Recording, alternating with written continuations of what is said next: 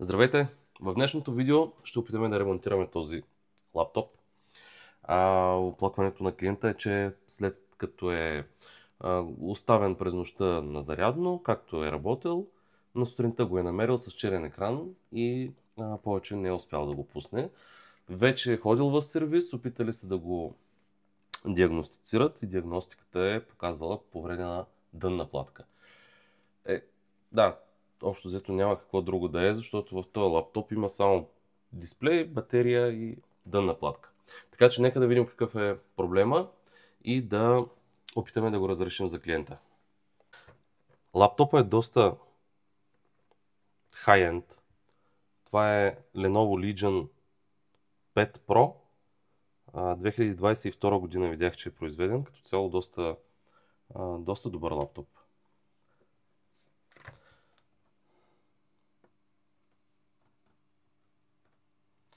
При натискане на Power бутона виждаме, че индикатора светва, но на екрана не се вижда нищо. Окей, капака е махнат. Нека да разгледаме какво става сега тук. Имаме два вентилатора. Доста добро охлаждане. Както ви казах, батерия, дънна платка и дисплей. Няма нищо друго. Да видим какъв е проблема с това дъно и дали можем да го оправим.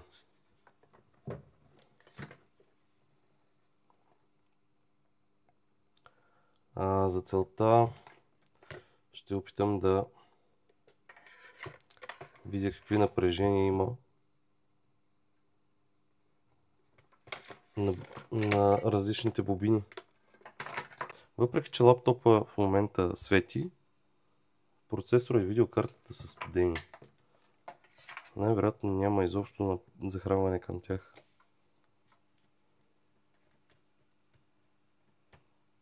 Не се вижда май добре на камерата. Той е мултиметър. Така ми се че по-добре.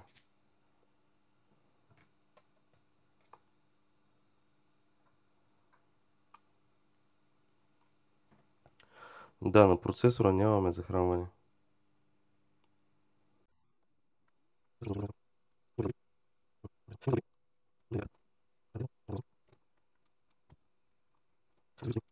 A few moments later. Добре, мисля, че имам отговор на въпроса какво не е наред с този лаптоп. След като достатъчно така дълго порових по платката, замервах различни напрежения и различни сигнали между различните компоненти, мисля, че открих каква е причината и нека да ви покажа сега. Тук в близост до процесора имаме един кварц, който кварц от едната му страна, ако мерим в режим на диод, от едната страна измерваме 0,71 пат на напрежение, а от другата страна мерим отворена линия.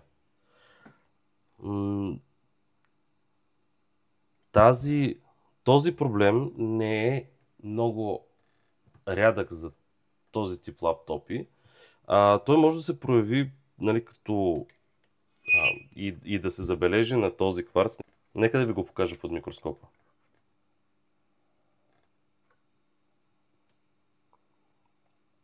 Ето този кварц от едната страна, като го мерим, е 0,71, от другата страна е отворена линия. Сега този проблем би могъл да се прояви по различни начини. Това е един от симптомите. Сега какво означава това замерване, което направихме? Означава, че от тази страна връзката към процесора е прекъсната. И това не е толкова рядък проблем с този вид лаптопи, защото понякога от високата температура, от дизайна на платката и изобщо от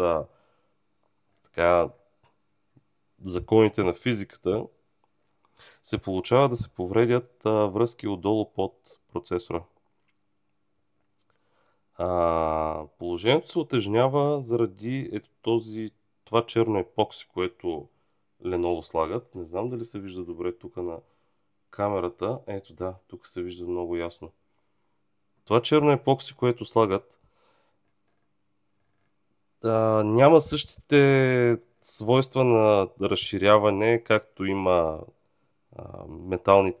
металните кръчета отдолу под чипа.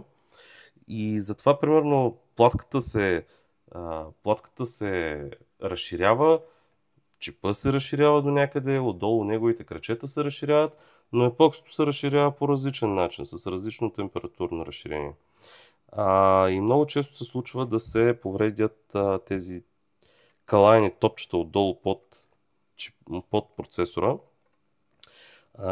И всъщност този ремонт е доста тежък. Като цяло е трудно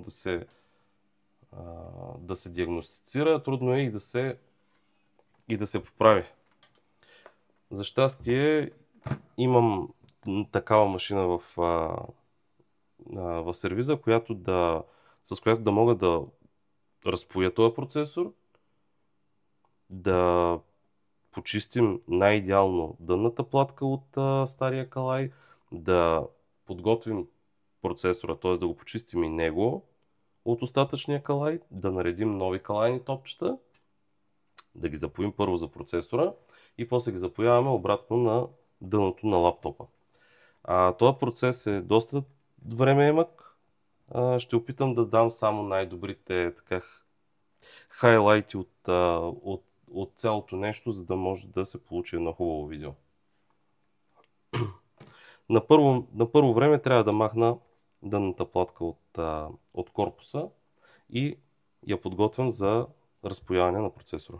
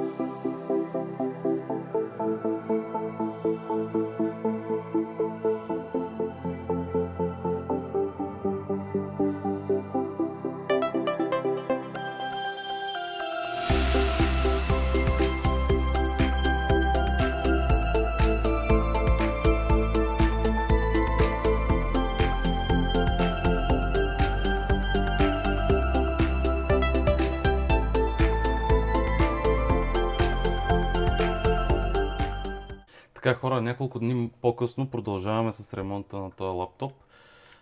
Вече успях да отделя процесора от дъното. Отнеме ми известно време, докато наглася точния профил за тая платка, защото тя има много леери и е доста дебела. Отдава много топлина, защото така е проектирана, за да може да издържа голямо натварване на процесора, голямо натварване на видеокартата. което утежнява нашата задача, включително и епоксито, за което говорихме предния път, което е по краищата на процесора. Сега ще погледнем под микроскопа как изглежда платката, след като съм премахнал процесора.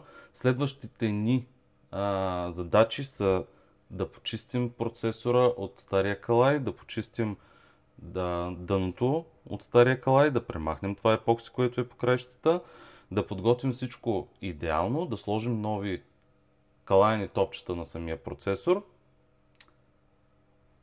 и да го запоим обратно на дъното. Това би трябвало да разреши проблема. Нека да преминем сега директно под микроскопа. Ето така изглежда дъното. Вижда се епоксито в краищата на чипа. Ето го и самия процесор. Сега ще огледаме дали не сме повредили някоя писта. Това можем да го направим след като почистя стария калай. Как ще го почистим? С паялника, остра човка. Мисля, че се води K-Type тая човка. Ще сложим достатъчно флюс. Ще го примесим с припой, който е с по-ниска температура на разтопяване. Моя мисля, че е 183 градуса или 187, нещо е такова.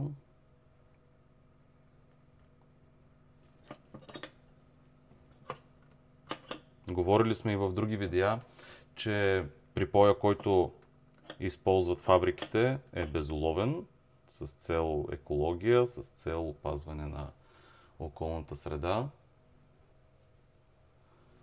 Но този припой е доста по-чуплив, доста по-висока му е температурата на разтопяване, което води до някои проблеми, когато трябва да ремонтираме такова устройство.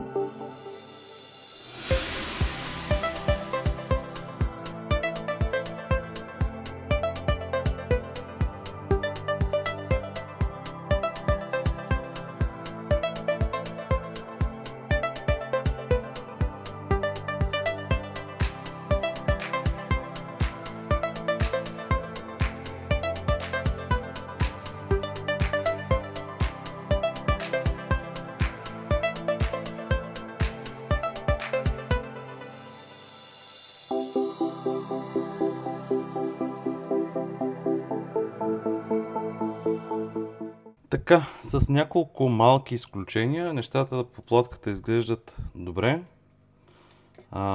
Тук има една леко надигната писта, която само ще залепим с солдър маск. Това е лаково покритие, което се нанася течно и после чрез ултравиолетова светлина се втвърдява. Тук имаме няколко скъсани писти, които ще трябва да възстановим, защото това е проблем и компютъра няма да работи, ако не ги оправим. Така че ще трябва с много тънък проводник от тук да го запоим за пистата и да възстановим тази подложка, пад.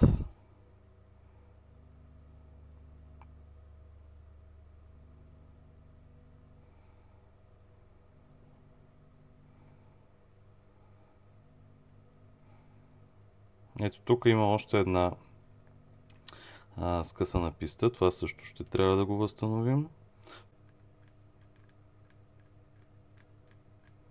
Тук размера на тия компоненти и писти е толкова малък, че без микроскоп е почти невъзможно да бъде поправен.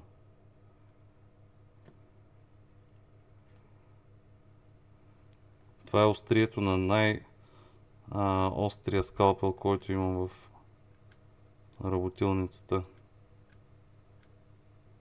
Вижте колко голям изглежда под микроскопа.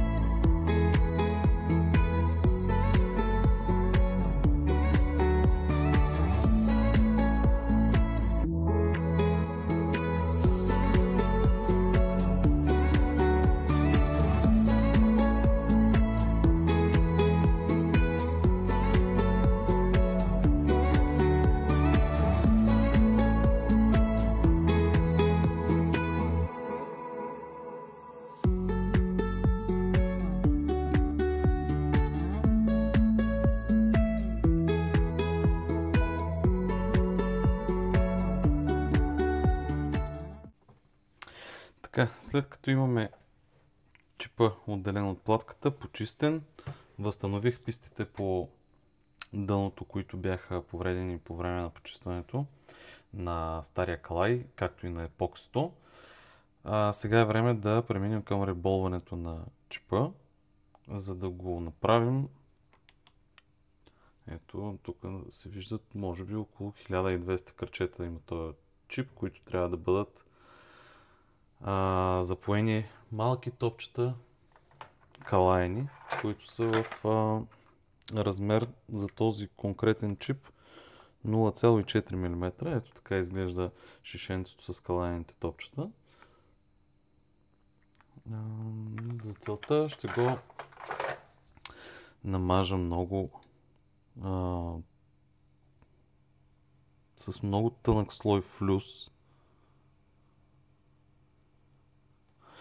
и ще сложим шаблона отгоре, ще посипем с топчета и след това махаме шаблона, нагряваме с горещия въздух топчетата докато се разтопят и докато се запоят на местата си.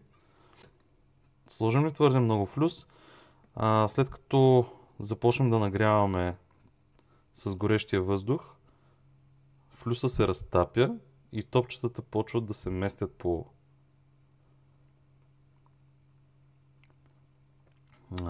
чипа и не си застават на мястото. Може да се слеят едно с друго, което е много неприятно, защото трябва целият процес да се започне наново. Тоест, нали, отново с тази ширмовка трябва да почистим калая, да наредим наново топчета, да ги нагреем.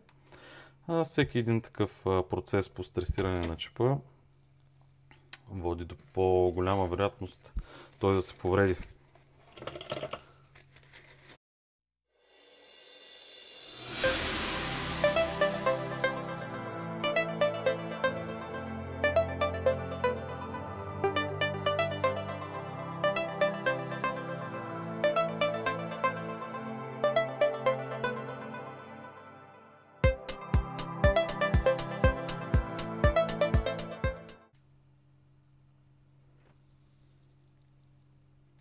Ето така изглежда поставен шаблона върху чипа. Сега ще го засипя с топчета, които трябва през него да си попаднат по местата.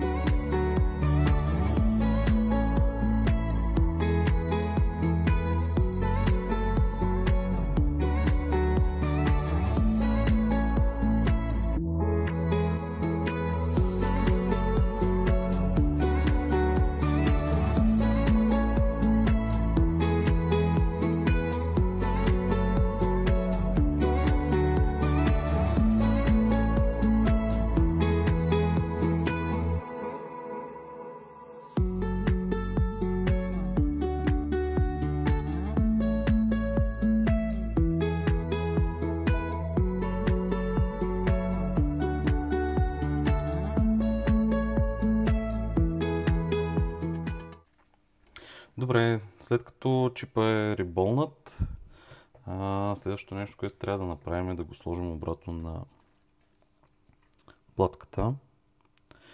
Ориентираме се по тази бяла... Всъщност вие не виждате, секунда.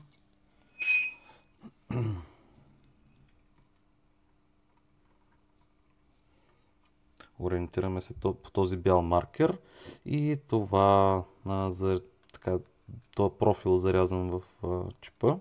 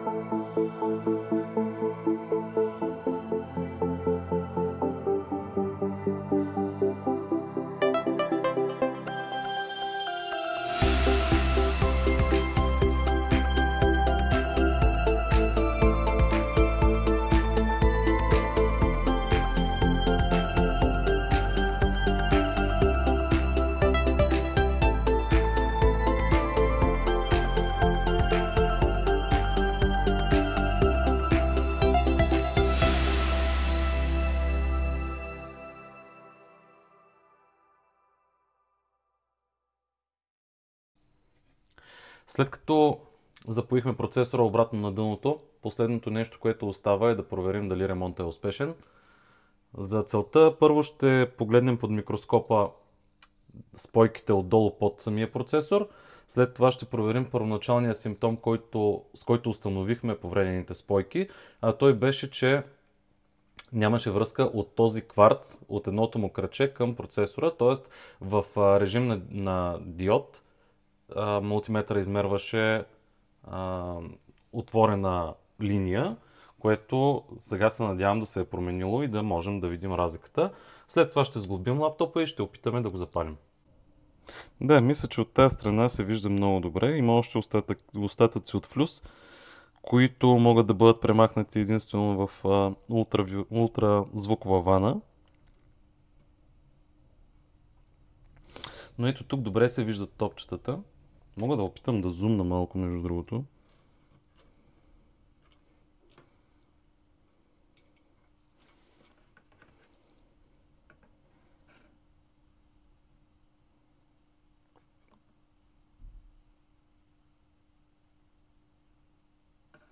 Надявам се така да се вижда добре на камерата, понеже аз виждам доста добре на окулярите на микроскопа, но на камерата е малко по-различно изображението. Но мисля, че от всички страни процесорът е легнал добре върху платката и не се очаква да има проблеми. Нека да минем на другия екран. Ето така. И да видим първоначалния проблем, който видяхме с отворената линия от кварца към процесора. Дали е оправен. Ето тук минавам в режим на диод. Червената сонда на маса.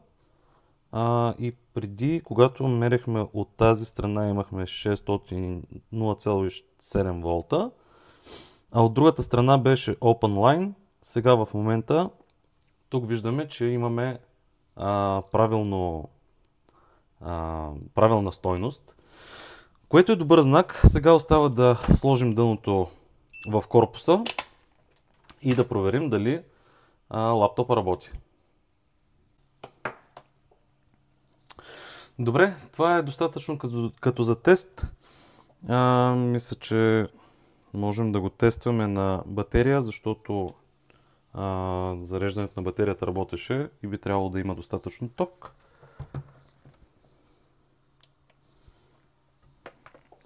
Виждам, че вентилаторите тръгнаха, което е добър знак, защото преди ремонта не работеха. За момента няма нищо на екрана, но това може да се обясни с това, че BIOS се ресетна, понеже бяхме махнали както основната батерия, така и малката батерия на BIOS. И виждаме, че картината изгря, Windows се зарежда, така че изглежда всичко е наред. Ами това е всичко от мен за днес, хора. Надявам се да ви е харесало видеото. Ремонта на лаптопа е успешен. Ако да оставите коментар, всичко това помага на канала да се разраства. Това, което следва от тук нататък е да досглобя целия лаптоп, да пусна диагностика върху GPU-то, върху CPU-то, да видя, че няма сини екрани и прочее. За момента всичко изглежда наред. Това е, благодаря ви, чао и до следващия път.